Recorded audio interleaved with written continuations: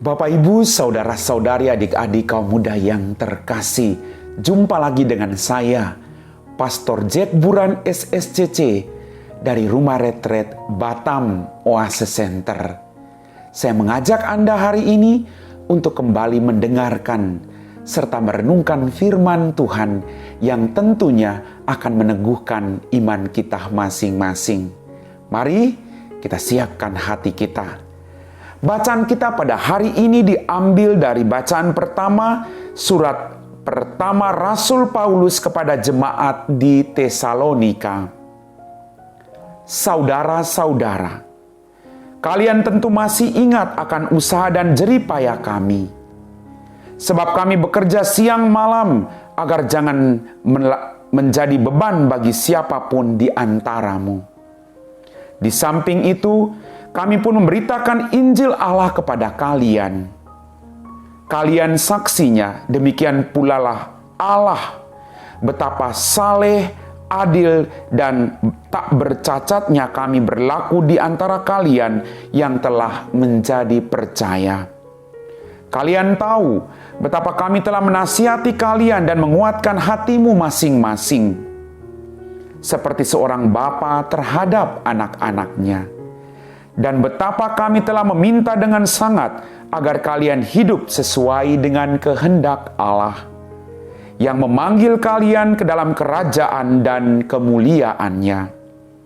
Karena itu, kami tak putus-putusnya mengucap syukur kepada Allah, sebab kalian telah menerima sabda Allah yang kami beritakan itu. Pemberitaan kami itu telah kalian terima bukan sebagai kata-kata manusia, melainkan sebagai sabda Allah, sebab memang demikian. Dan sabda Allah itu bekerja giat di dalam diri kalian yang percaya. Demikianlah sabda Tuhan. Bapak, Ibu, saudara-saudari, adik-adik kaum muda yang terkasih, dalam bacaan surat pertama Rasul Paulus kepada jemaat di Tesalonika, Rasul Paulus menghendaki supaya jemaat di Tesalonika hidup sesuai dengan kehendak Allah. Sungguh luar biasa. Kadang kita mau hidup menurut kehendak kita sendiri. Tapi hari ini kita diingatkan oleh Rasul Paulus untuk hidup menurut kehendak Allah.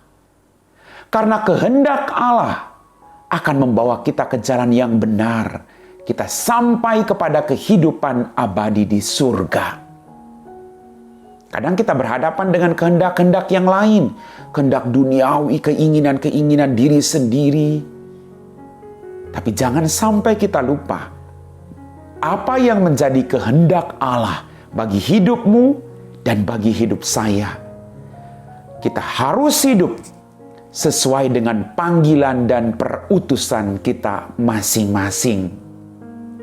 Bapak, Ibu, saudara-saudariku yang terkasih, kemudian dikatakan, belajar menjadi contoh teladan hidup yang diberikannya kepada mereka. Rasul Paulus memberi teladan kepada jemaat-jemaat di Tesalonika. Dan Rasul Paulus berharap agar jemaat-jemaat di Tesalonika pun belajar dari sikap hidup Rasul Paulus yang juga taat kepada kehendak Allah sendiri. Ini yang penting. Maka mari kita bawa semakin banyak jiwa kepada Tuhan dengan berlaku baik.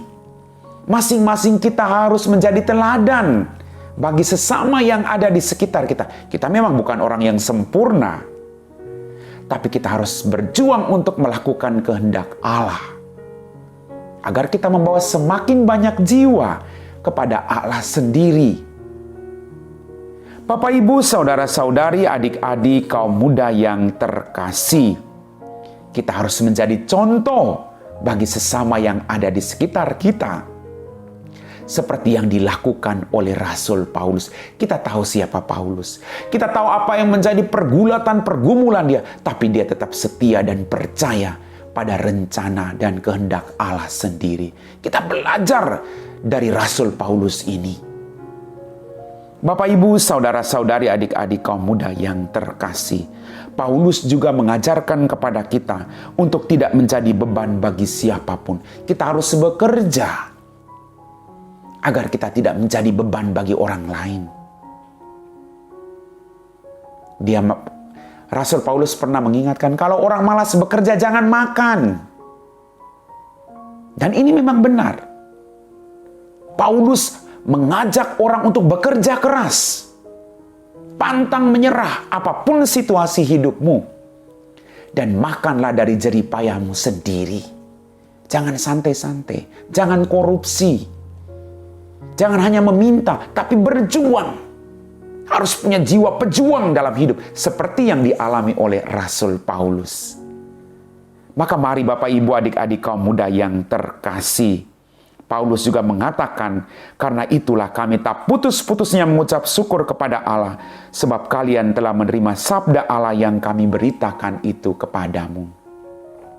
Paulus selalu mengucap syukur, terima kasih Tuhan, karena jemaat boleh hidup sesuai dengan kehendak-Mu. Mari kita juga harus mengucap syukur. Dengan mengucap syukur, apapun beban kita akan kita panggul dengan setia, kita pikul dengan setia. Dengan mengucap syukur, apapun situasi, mau makanan enak tidak enak, kita bisa menikmati itu penuh dengan sukacita. Yang penting ada rasa syukur dalam kehidupan kita. Sekali lagi, Paulus berkata dari pengalaman hidup yang telah ia alami. Maka mari Bapak Ibu, jangan pernah lupa bersyukur. Dalam situasi apapun, senantiasalah kita bersyukur. Bapak, Ibu, saudara-saudari, adik-adik kaum muda yang terkasih, mari kita mohon rahmat dari Tuhan, agar kita tetap menjadi teladan bagi siapapun dalam kehidupan kita. Amin. Bapak, Ibu, saudara-saudari, adik-adik kaum muda yang terkasih, kita telah diresapi oleh firman Tuhan. Maka mari kita siapkan hati kita untuk berdoa. Dalam nama Bapa dan Putra dan Roh Kudus. Amin. Ya Tuhan, Allah Bapa kami dalam kerajaan surga, terima kasih Tuhan atas berkat-berkat-Mu yang boleh kami alami dalam kehidupan kami masing-masing. Khususnya rahmat kehidupan dan kesehatan. Bantulah kami sepanjang hidup kami untuk selalu memuliakan Engkau dalam setiap perkataan dan perbuatan kami, agar kami semakin membawa banyak jiwa kepadamu. Berkatilah orang-orang sakit, orang-orang yang sedang bergumul dengan persoalan dan beban-beban berat dalam kehidupan mereka. Semoga mereka pun boleh selalu datang kepadamu, karena Engkaulah sumber kekuatan kami semua. Kami puji Engkau Bapa, kini dan sepanjang segala masa. Amin.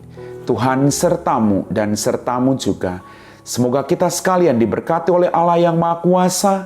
Dalam nama Bapa dan Putra dan Roh Kudus. Amin.